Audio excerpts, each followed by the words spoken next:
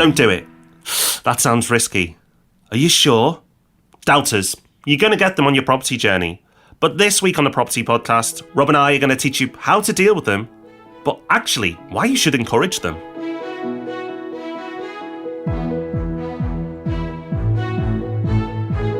Welcome to the Property Podcast, where every Thursday morning property investors come to be informed and inspired. And we like the Property Podcast to be an inspiring part of your week, something that spurs you on to action. But that's not going to be a constant of your whole week. You're going to come across people who are a lot more negative about your prospects. It's inevitably going to happen, so what are you going to do about it? How do you avoid being deterred? When should you actually listen to them? That's what we're going to get into in this episode. And stick around to the end because in Hub Extra, we've got a great new podcast for you to check out as well. So it's time for our news story of the week, and this one's quite interesting, especially following on from an episode we had with Chris Ryder on Holiday Lets recently. And the headline reads, "Collapse of Airbnb popularity produces glut of long-term rental stock." Rob, the headline gives you an idea of what's happening, but the data is really quite astonishing, really, some of the numbers that they're reporting here. Yeah, this isn't just a marginal thing. So we heard from Chris about how his holiday let's holding up really well and some of the clever things that he'd been doing to make sure that he wasn't that affected. Seems like a lot of people who've been using Airbnb and services like that to do short-term accommodation have been getting out of that market completely, because according to Hamptons International, 1 in 8 homes coming onto the rental market in inner London have previously been let on Airbnb or similar websites, which is a big proportion. And it also says that the number of homes available to rent in inner London is up by 42% on the same time last year. So a 42% increase is really big. And that's going to be a combination of a couple of different things. It's this extra stock from Airbnb that wouldn't have otherwise been there. And it's a fall in demand. Maybe students who would have moved over now aren't. Or the people who are now looking to move out of London and have some more space because they don't have to go into the office anymore. All of this is coming together to produce a real glut of supply, which, as you would expect, is pushing rents down. And anecdotally, because I live in London and I'm always keeping an eye out of interest on what's going on locally, definitely seeing that. Seeing properties stick around for a lot longer, seeing some really big cuts in rent, especially at the top end. Lots of properties that may previously have been let for £3,500 a month or so are now cut to under £3,000. And if you're not from London, those numbers might sound insane, but actually it's fairly common. But it's happening all over the place. How long will it go on for? When will an equilibrium be found again? Don't know, but not a great time for London landlords at the moment, and a really good time for London tenants. It certainly is, and I can't wait for next week. The market update episode just can't come soon enough for me because there's so much to talk about. So make sure you join us next week, where we'll be looking at stories like this, giving you our views and input on what we think is happening, and more importantly, why and what you can do about it. So make sure you join us for next week's episode. That is one you do not want to miss. Now, I've got a story that I think sets this week's podcast up perfectly because it'll give us a lot to talk about. And this happened a long time ago. I'd only just started out in business, so probably nearly 10 years ago now. And I'd been to a networking meeting. I was doing all the things that you do when you start a business, trying everything to see what works. And one of those things was attend networking meetings. And they were breakfast meetings, so they didn't get in the way of the rest of my day. And I met someone there who, it seemed, from afar, was in a far more successful place than I was. This person had their own financial advisory business. They lived in a very nice part of London. And on reflection, they didn't really hide that they were being successful, what they were doing and what they were achieving. So I'd engaged with this person, thinking, well, someone further ahead than me, a lot to potentially learn. And we got on, and at the end of breakfast, he said, why don't you pop over to my house and we'll, chat about business and see if I can help you. Now, for me, this was like a golden ticket, early on. When you start in business, people will rarely speak to you about your ideas and what you want to do. You're really struggling and grafting to get the concept off the ground. So I obviously took the offer up. So I travelled across London. It was quite a long way from where I'd lived, and arrived in this very nice, leafy part of London, arrived at his very nice house, and knocked at the door. He greeted me in his tracksuit, and I was like, oh, okay, this is unusual, because I'd turned up very smart in a shirt and trousers, I think, because I thought that was the thing you did in business. And we went in and we went and sat in his office. And for the next couple of hours, he decided to mostly talk about himself. But when he wasn't talking about himself, he was telling me why my business idea wouldn't work. He didn't really ask me anything during the whole period. He just decided that the concept wasn't right and maybe something more similar to what he was doing was the way forward. So I left that meeting a bit dejected, as you can imagine. Luckily, that chance encounter didn't derail all my plans, and him as a doubter didn't stop everything that I wanted to achieve. But it did feel like a big setback at the time, and it scared me, if I'm being honest as well, because who was I? This was someone who seemed more successful, with more experience, telling little old me that my ideas were silly and they weren't going to work. Luckily, I feel possibly proving him wrong, although I doubt he's listening. But that was a real stumbling block for me on my journey, certainly in business. And Rob, this can happen to all of us in business, with any grand goal, but also in property. Yes, it can happen at any point. Encounters with doubters. It still happens to us in business now. And we'll talk about that a bit later on. But it happens to everyone, especially when you're trying to do something that is not a normal thing that everyone does, like investing in property, and especially at the beginning. And it's the most potentially damaging and risky at the beginning as well, because that's when you've got the least confidence in yourself. So even a small amount of doubt could be enough to put you off. And wow, if you listen to that man in the tracksuit, there might be no property podcast right now. I perish the thought. So in this episode, we're going to talk about how to deal with doubters. How do you handle situations like that? And more than that, how do you do a bit of a judo move and flip it around? So you're not just trying to stop doubters from being harmful. You actually turn them into being helpful and actually want to encourage them. Now, there are lots of doubters out there, and they find certain targets very easy to attack, certain types of people. And they're often people who have a big idea, a big claim, a big bold destination, but little to no plan. And it's easy for them then. They can pick it apart because they probably know as much as you about the subject. You've got a big goal. They don't think the big goal is realistic. Neither of you know that much or that much detail. So they decide to pick you apart or pick your idea apart. So the first thing you need to be doing, probably before you start to talk about your goals with anyone, is create a plan. Now, you don't need the best plan in the world when you're starting out, and your plans will probably change.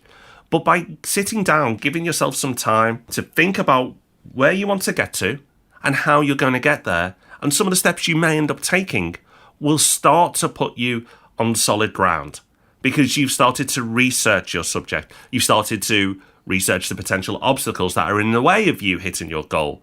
You've started to think about solutions. You've started to think about what needs to be done for you to hit that goal.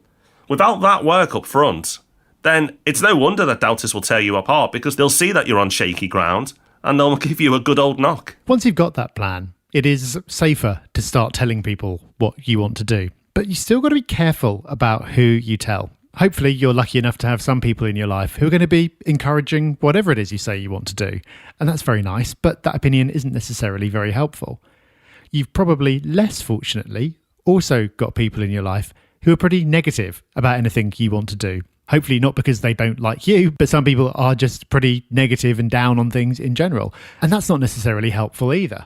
Not all criticism is created equal. If you're talking to someone who's already done what you want to do or has expertise in that area, then you'll obviously want to put more weight on their opinion than someone who honestly doesn't really know what they're talking about. But even if you are talking to someone who's relatively well informed, you still need to be careful. Because Rob, going back to your story, the person who's doubting your plans, on the face of it, was someone whose opinion you'd want to listen to. Someone who seemed successful in an area that's not a million miles away from what you want to do. And yet still, telling that person about your plans wasn't helpful at all and could have actually been really dangerous. Yeah, it could have. On reflection, he was really just doubting the concept idea. As I said, he talked at me for most of the 2 hours, and he didn't really ask many questions. So be careful of people who don't want to understand your idea. If they just tell you it can't be done, and without asking you questions about why you want to do it, how you're going to do it, then it probably isn't that useful. But then try to make it useful. Something I should have done way back when was understand what he was doubting in particular. Was it a particular part of my plan or the whole thing? The chances are, although he was a pretty big doubter, he couldn't have been against 100% of my plans. I think if I broke every part of my goal down of what I wanted to do in business, I think I would have been pretty unlucky to meet a guy who wanted to say everything within the plan was rubbish. So maybe he could have said, oh, these bits are good, but these bits are what I'm completely against. And if I was to have that encounter again, I would have asked more questions to understand where those doubts were coming from. But what this comes back to something else that people really need to understand as well, is try to establish quite quickly, are they doubting the idea or are they doubting you, the person? Because maybe this guy was doubting me, some young kid sitting in his office. Maybe he thought that I just wasn't up to it. Or maybe it was both. Maybe he thought it was me and the concept.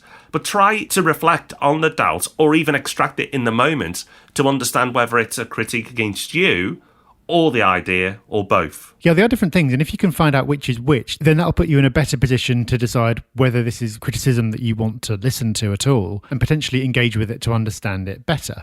So to take a kind of a silly example, if you say to someone that you want to invest in property and they start expressing doubts, chances are they're doubting you because investing in property is a fairly well-established thing to be doing. It's not a wild notion. So the doubt must be about you.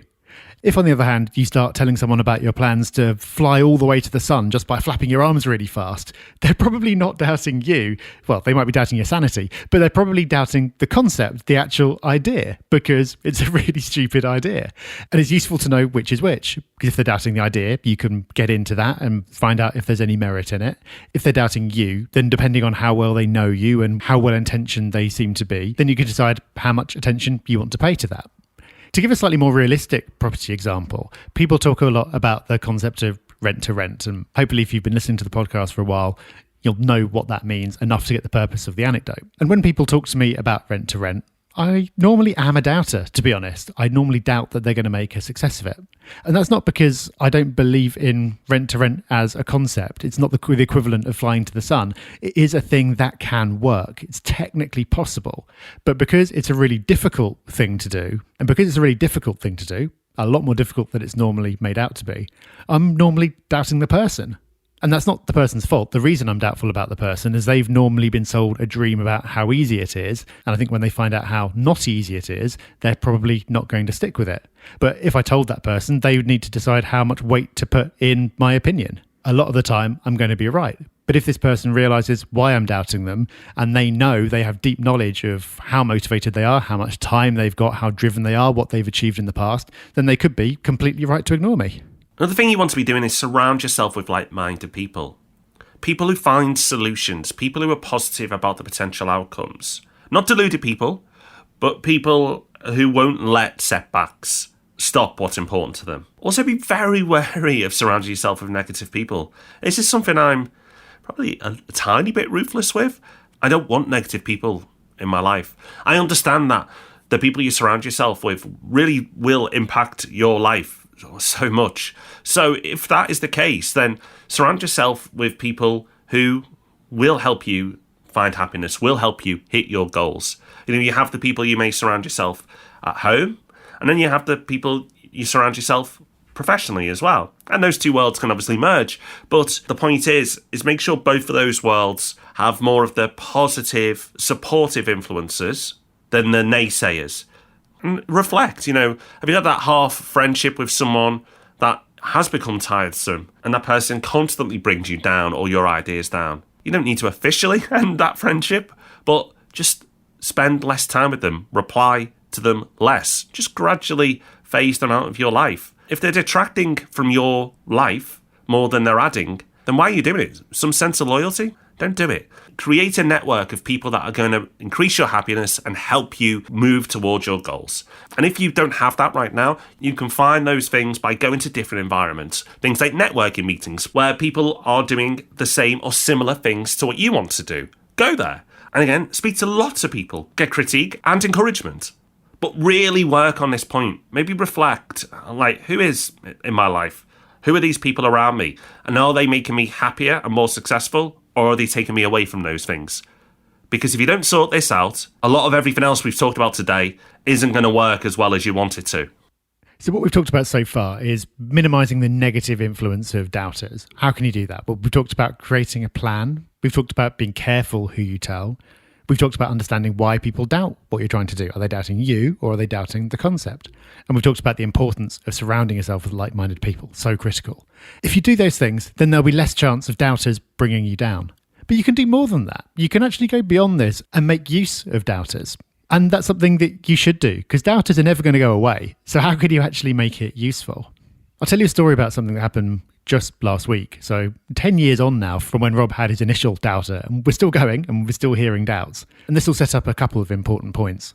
So at the moment, we're working on some pretty ambitious plans. We pretty much always are, but this is ambitious even for us. This is bigger and more impactful than anything we've ever done before.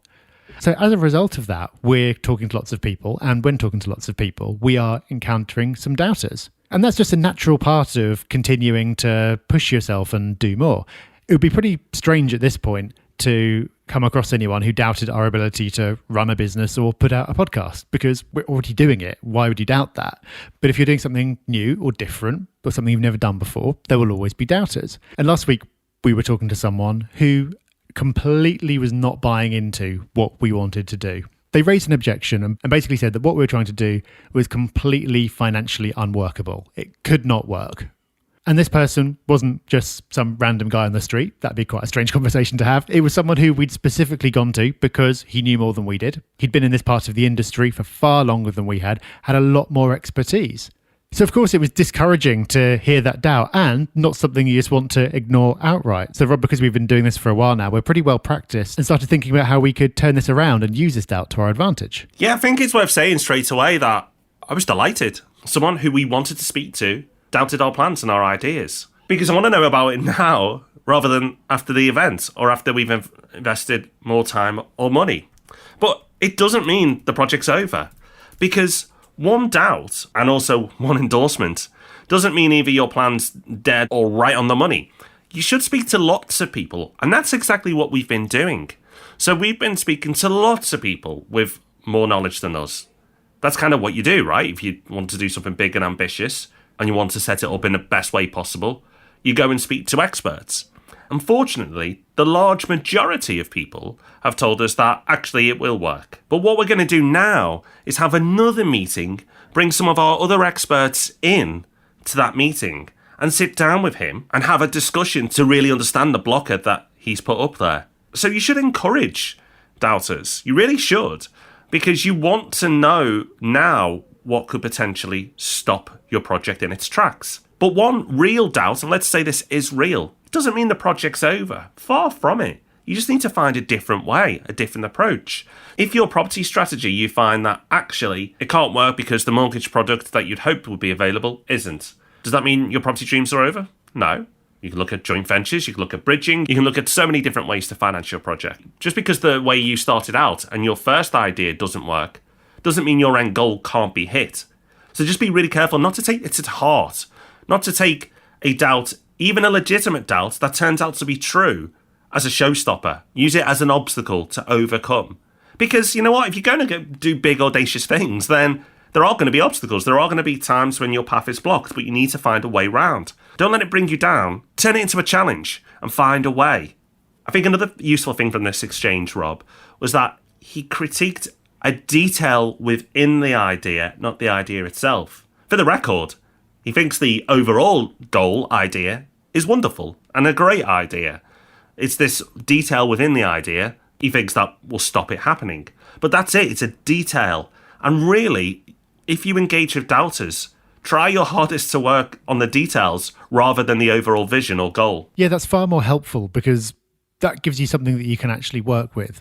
If someone's really positive or really negative about the goal, about what you're trying to achieve, that doesn't really tell you a lot. But if you can get into the details, then that tells you two things. First of all, it tells you that they know enough about this subject to get into the details. Therefore, their opinion is probably worth listening to. This isn't someone who's just being negative for the sake of being negative. And the other benefit is it allows you to understand a potential risk that maybe you weren't aware of before. The reason we were actually pleased to hear this doubt was that if we'd remained unaware of it, it could have popped up later and caused us a major problem that could have been impossible or at that stage very expensive to recover from. And another reason to like it is even if that turns out not to be a valid criticism, then, well, that was the thing he raised, and that turned out not to be an issue. There are lots of other things that he could have raised as an issue, but clearly weren't, or he would have mentioned those. So that actually makes me feel then more positive about the idea as a whole. So I think there's a time and a place for this, for using doubters in a positive way.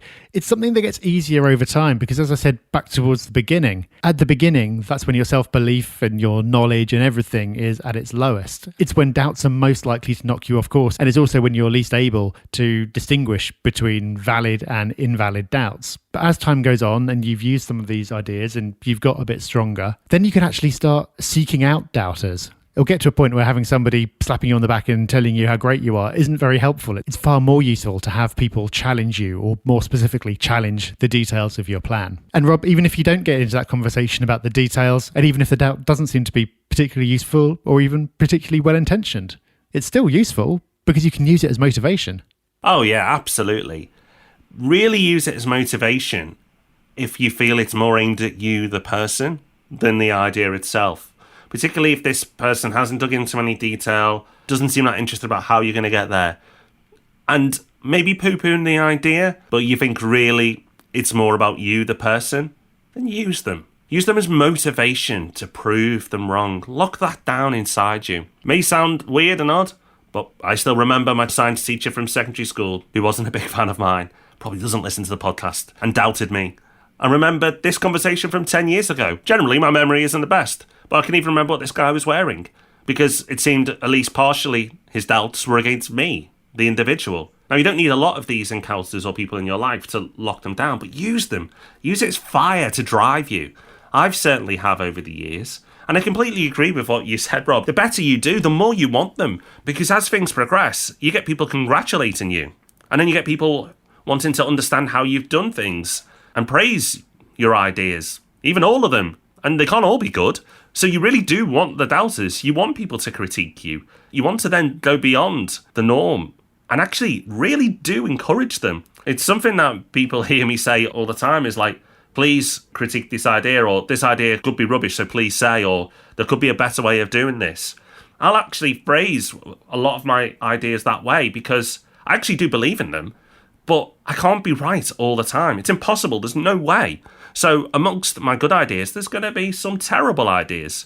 And you need to extract them out as quickly as possible before you invest too much time and effort. So, of course, what it all comes down to, the whole point of minimizing the negative impact of doubters and then eventually turning them to your advantage is to enable you to take action.